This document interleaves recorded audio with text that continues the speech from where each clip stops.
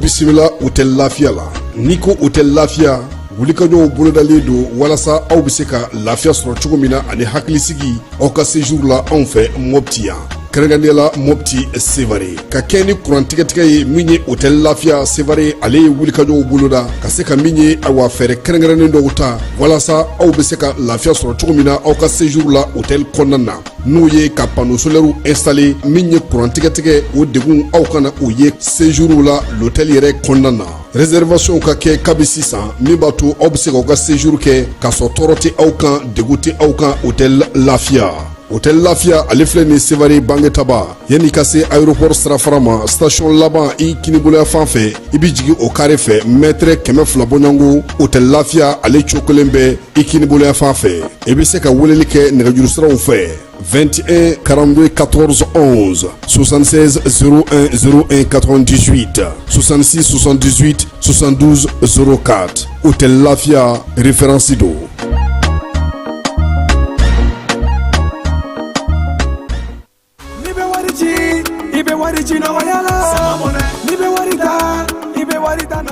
Sama mɔnɛ bi maliyɛnw jɔrɔna ko n'u hamina ko dɔn o de la sama mɔnɛ ma fɛn fara a ka wari cili musakaw kan wa a ka nɔgɔn ni Mali wari ci siraw bɛɛ ye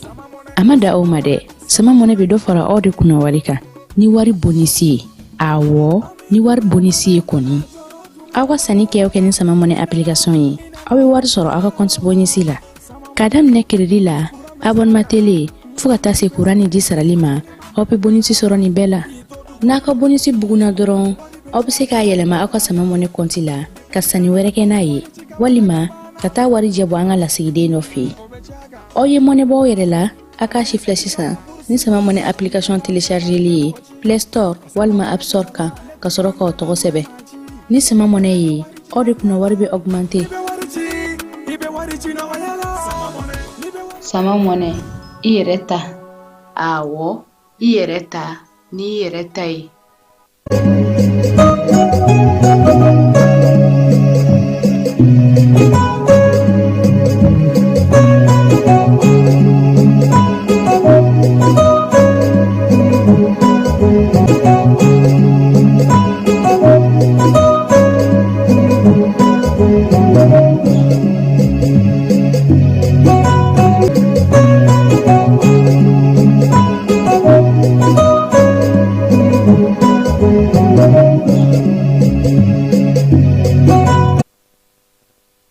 An filɛbaw ni an lamɛnbaw k'aw bɛɛ lajɛlen fo k'aw bɛɛ lajɛlen waleɲuman dɔn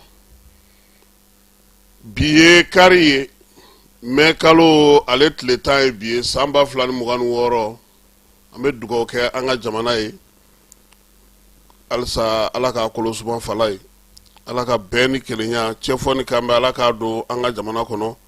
halisa an ka jamanadenw ala ka miiriya ɲuman di a caman ma minnu bɛ ka faamuya cogoya wɛrɛ la k'a dɔn k'a fɔ ko i ye fɛn o fɛn kɛ i b'a k'i faso de ye fala ye faso den ɲumanw ma ban faso den ɲumanw bɛ hali bi maaw bɛ bi hali bi sini ni wele bilar'u ma u bɛ se ka ko kɛ jamana in kɔnɔ fala ye caman ba Musa Tarawele dun y'a fɔ coup d'état tile 2 na dɛ a y'a fɔ Asimi ninnu ɲɛna a ye maliden ɲɛnamaw ɲini k'u labɔ k'u bila baara la an'u ka jɛ ka baara kɛ a ka se ka jamana in bɔ dingɛ kɔnɔ fala ye ko maa min ma kunun k'o dɔn bi tɛ se ka to o kɔnɔ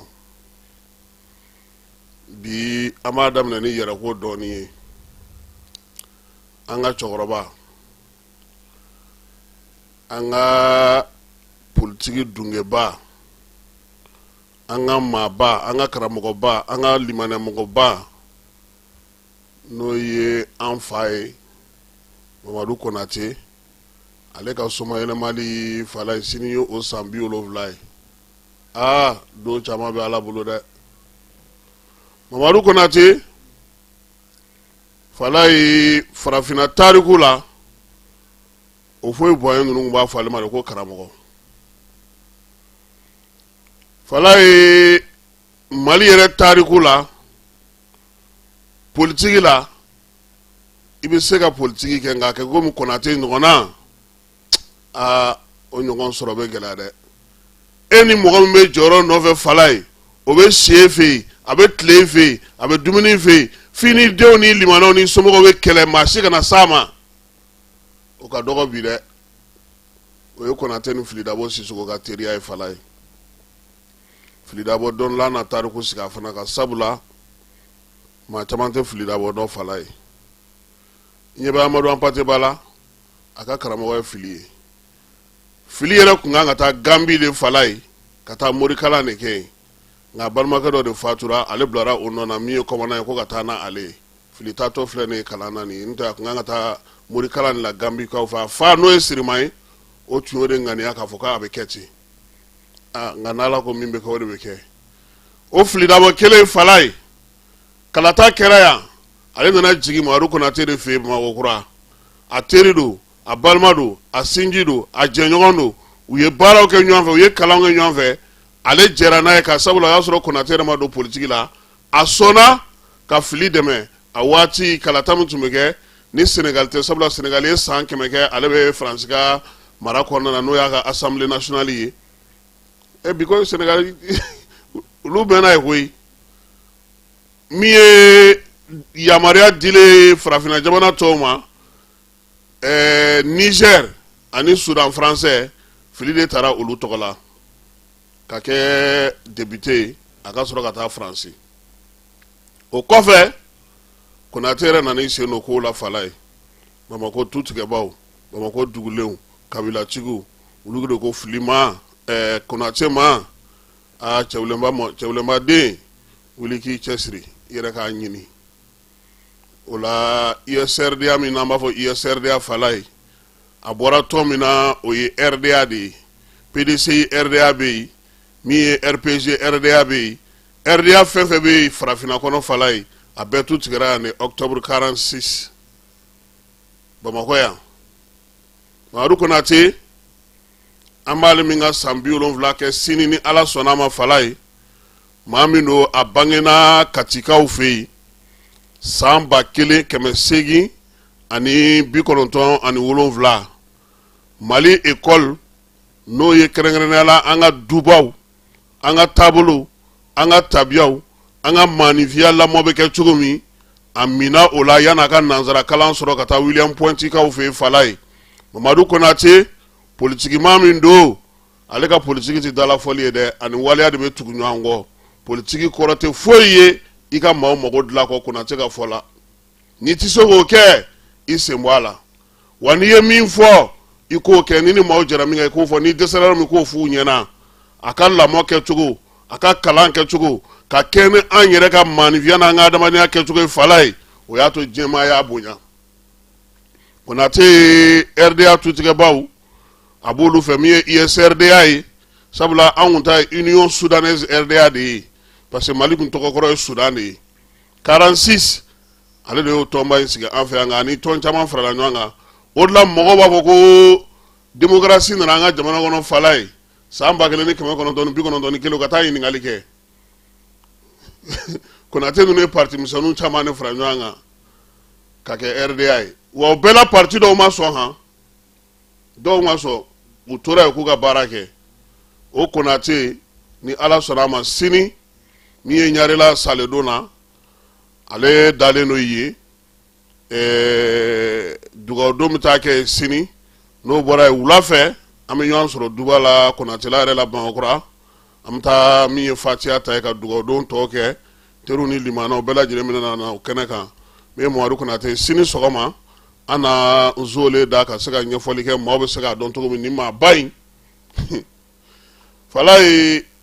i bɛ cɛwule Mamadou Konate dɔn wa i y'a tɔgɔ mɛn cɛwule Mamadou Konate fa de ye nin e ma b'a ko Cɛwule Mamadu Konate Cɛwule o de den Mamadu ye Cɛwulenba Konate o de den Mamadu Konate fana denkɛ fɔlɔ o de tɔgɔ dara a fa la n'o ye Cɛwulen Konate Cɛwule ni Alpha taara deuxième tour la yafala ye ni Alpha y'a bati o Cɛwule ni fatura ɲɔnɔn sira la a n'a ka tɔndenw u taatɔ tɔn ka lajɛ dɔ la accident senfɛ o y'a sɔrɔ u bɛ ka kalata min ye san 1977 ani 7 u bɛ k'o jamanakuntigi kalata kun labɛn deuxième ani Alpha kun kan ka ɲɔgɔn sɔrɔ min kan Ala y'a kɛ ale ninju dɔgɔyara donc mɔgɔ caman bɛ to ka a photo ta k'a kɛ fa photo ye minnu t'a dɔn olu caman b'o kɛ kuma caman nka Konate Konate ninnu de kun ye ladamu maanifinya i b'a dɔn ko bana min y'a minɛ dusukundimi bana don fo ka taa se a ka saya ma Fala ye a tun bɛ kalan kɛ a ka kalandenw kunna a ka fenêtre fɛ a banalen dalen so Konate y'a ka bana natɔ ye k'a to député la Faransi a ye sira ɲini tubabuw fɛ k'a bɛ segin ka na so fɔlɔfɔlɔ mɔgɔw tun bɛ yeli kɛ yɔrɔ jan a ye Modibo Keyita tɛgɛ don Modibo Keyita yɛrɛ Konate ka janaja don a ye bataki minnu kala filidabo ninnu ye minnu sɛbɛn ani tubabuw Fala ye min ye Konate ka janaja ɲɔgɔnna jama a waati Bamako a kun lajɛ ɲɔgɔnna de ma deli ka kɛ Bamako dugukolo kan fɔlɔ n'i y'a ye ko mɔgɔ minnu b'u kumakan an'u ka kɛwalew gɛrɛ ɲɔgɔn na ninnu de don Fala ye olu ma politiki kɛ ɲɔgɔn janfa ye olu ma politiki kɛ namara ye u y'a kɛ tilennenya ni laadiriya ye ka jamana dilan ka jamana sigi ka jamana sɛbɛnw dilan a fatura san 4 ka kɔn Mali ka yɛrɛma hɔrɔnya ye n t'ale tun bɛna k'an ka jamanakuntigi ye donc Konate n'Ala sɔnna a ma aw tun bɛ yɔrɔ min kunu Mamadu Konate tɔgɔ dalen don ale de la Samaba rond-point in o tɔgɔ dalen don ale de la école Mamadu Konate tɔgɔ dalen don ale de la o la kuma la mɔgɔ bɛ to k'a fɔ ko ka stade tɔgɔ yɛlɛma an bɛ a lajɛ an t'a dɔn mɔgɔ olu bɛ Konate fana dɔn wa i m'a ye fɛn dɔw bɛ yen n'i b'a fɔ jateminɛ kɛ sinon bi a ka lagare Musa Konate o de ye Sobe président ye yɔrɔ bɔlɔntanko kɔni ma t'o ɲɛfɔ o ɲɛna wa Musa kɛra a fa yɛrɛ Fala ye ni Musa bɛnna min kan a b'a da tu i la dɛ tilennenya kɔnɔna mɔgɔw yɛrɛ b'a fɔ farikolo ɲɛnajɛ ko ni Musa Konate don k'a bɛ bɔ a sira fɛ dɛ farikolo ɲɛnajɛkɛla bɔlɔntan kana bɛɛ ɲininka o la n'a ko min a bɛ to o de kan a t'a namarala la fiyewu donc an b'a fɛ ka nin fɔ mɔgɔw ɲɛna san 70 o tɛ tile 70 ye min ye Mamadu Konate an ka cɛkɔrɔba n'Ala sɔnna a ma sini sɔgɔma min ye kaburu don na Ɲarela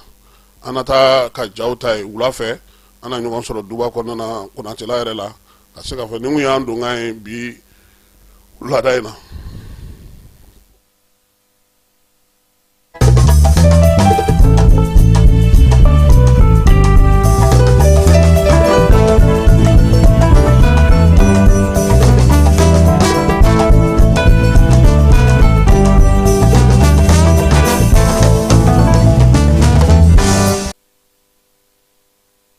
Fala ye n'an bɔra an ka cɛkɔrɔba la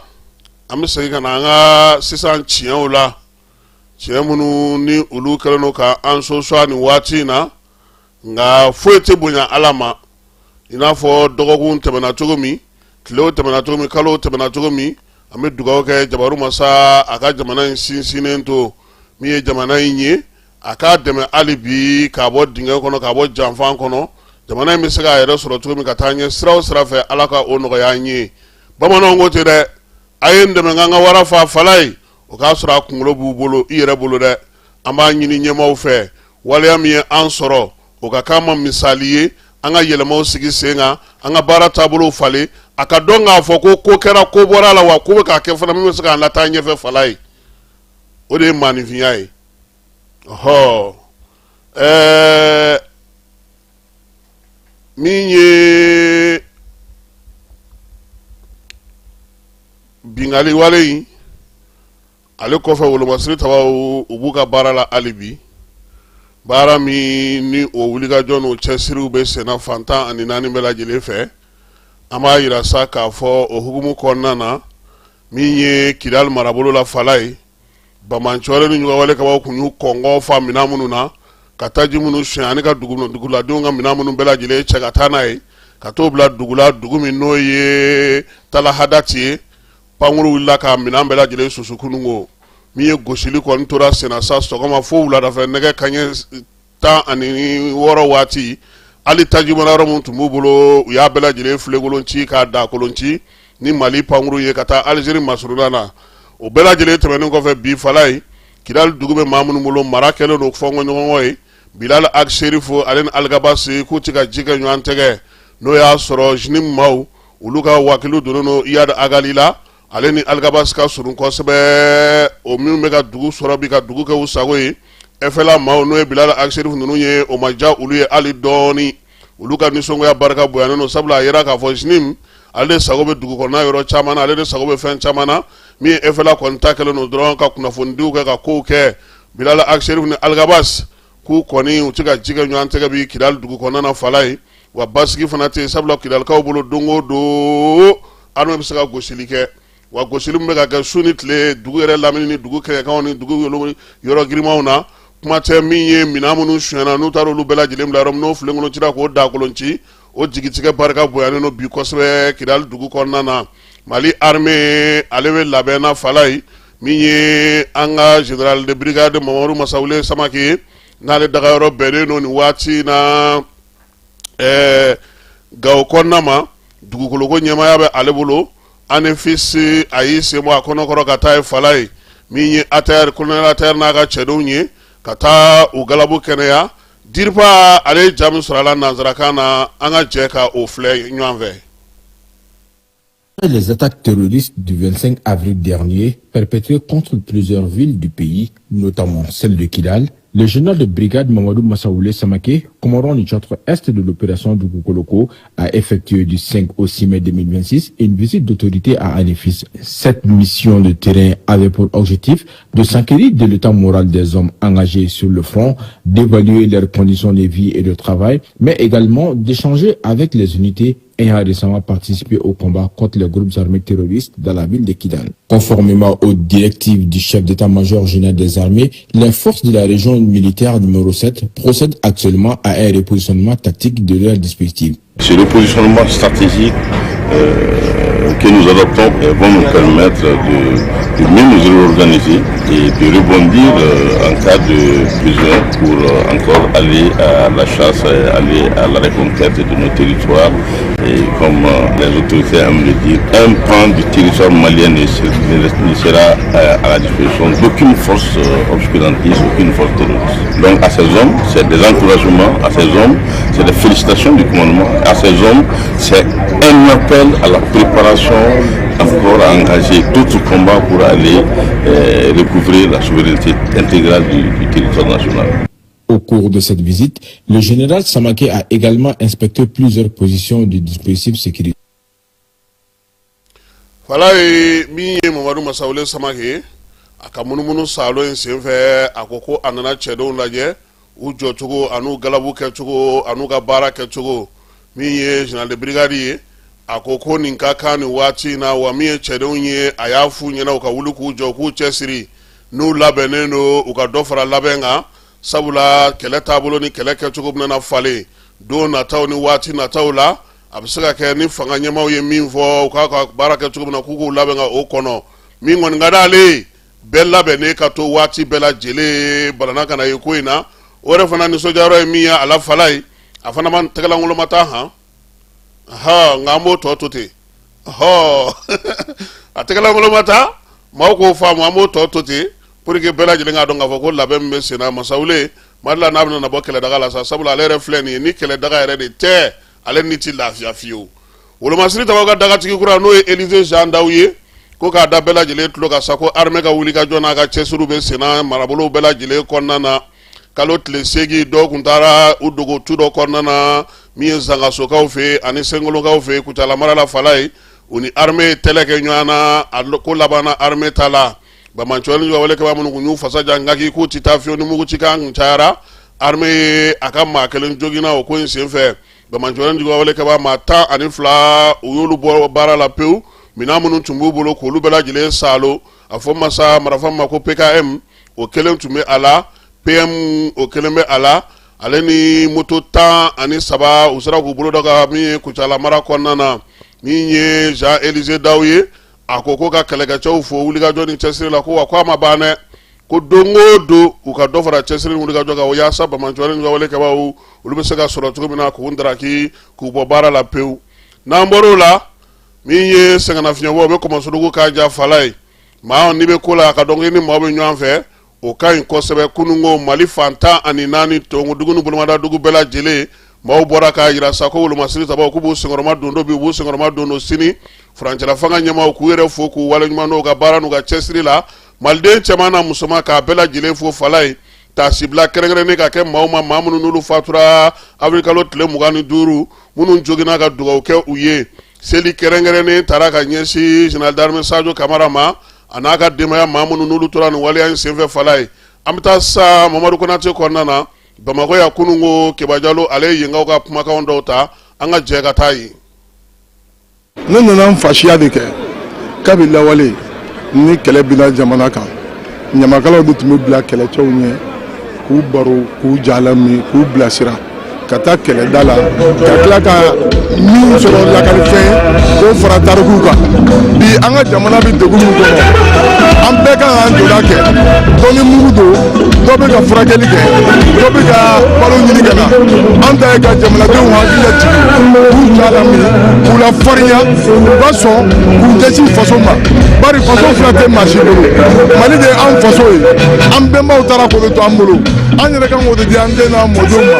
ma n'a bina mɔgɔ min tile la président do président o tɛ dɛ a kɛra aw bɛɛ tile la o tuma a bɛ ɲini bɛɛ fɛ bɛɛ k'i se kɛ o kama an ka jamana fasa ko jugu mana kun bɔ so kɔnɔ walima kɛnɛma ko bɛɛ ka wuli k'i jɔ ko saya ka fisa malo ye. Ne tɔgɔ Fatumata Gundo Ndiaye Capital Plaku musow ka présidente ye an nisɔndiyalen don bi kosɛbɛ hali n'a danna an ye siyaw bɛɛ yan bi donc o y'an nisɔndiya kosɛbɛ welewelekan min bɛ ne bolo maliyɛndenw k'a dɔn an bɛɛ de ye fa kelen ba kelen siya bɛɛ de ye kelen i mana maliyɛnden kelen faga i ye maliyɛnw bɛɛ de faga donc welewelekan min bɛ n bolo maliyɛndenw an ka ɲɔgɔn minɛ anw de ye fa kelen anw de ye ba kelen ye mɔgɔ wɛrɛ tɛna Mali in dilan n'anw tɛ an bɛ min ɲɛɲini population fɛ amalgame ka dabila fɛn o fɛn n'aw y'a ye n'aw sigara a la a y'a lase jamana fangatigiw ma u kan ka baara kɛ cogo min na u yɛrɛ b'a dɔn u kan ka kɛ cogoya min na o ne ka welewelekan ye ka fɔ Maliw ye ko fɛn kuma kelen dɔrɔn de bɛ yen n ko si kana siran an tɛ siran français ye fɛn fɛn bɛ passé aw kana taa yɔrɔ ɲini n'u ko a ma ko terroriste o ye nkalon ye n'u ko djihadiste o ye nkalon ye n'u ko a ma ko non ko mercenaire o ye nkalon ye France de bɛ nin bɛɛ kɔ donc k'a fɔ français ye ko nous sommes les descendants de Sunjata Keita nous n'avons peur de personne donc a k'i hakili to a yɛrɛ la et ce qui est sûr a ye fɛn mun damina Mali ka Mali déstabiliser la France sera déstabilisée d'ici là parce que a tɛna Afrique sɔrɔ tuguni c'est parti du Mali et le Mali a bɛɛ nous sommes une nation nous ne sommes pas un pays a ko faamu. Madame Konare Lafiya Jara présidente de an ka bɛn Mali muso épouse de militaire yira diɲɛ mɔgɔ la ko anw ye kelen de an ka Mali an b'an ka sɔrɔdasiw kɔ n'i y'a mɛn sɔrɔdasi i ko k'a muso i ko denw i ko jamana i ko lakana bi bɛɛ ɲɛ b'a la diɲɛ mɔgɔ ɲɛ b'a la u kɛlen bɛ ka janfa min ta ka Maliba sɛgɛrɛ mais bɛɛ sigilen don k'a lajɛ mais anw musolakaw anw maliyɛndenw an ko an b'an ka faamaw kɔ an b'u soutenir u bɛ kɛlɛ min na bi u b'a ye anw de la o de kama an bɔra bi musow bɔra k'u bolo di ɲɔgɔn ma k'a yira diɲɛ mɔgɔ la k'an ka jamana ye an ta de wa n'Ala sɔnna ma an b'an ka faamaw kɔ. Ne tɔgɔ Mahamani Mama Ɲare bon bi wulikajɔ tɛ dɔwɛrɛ ko k'an ka finitigilakaw k'a yir'u la ko an n'u bɛ ɲɔgɔn bolo k'an b'u kɔ je pense que o ye dɔrɔn k'a yira hali bi ko an bɛ jamana in kɔ an bɛ jamana in kan.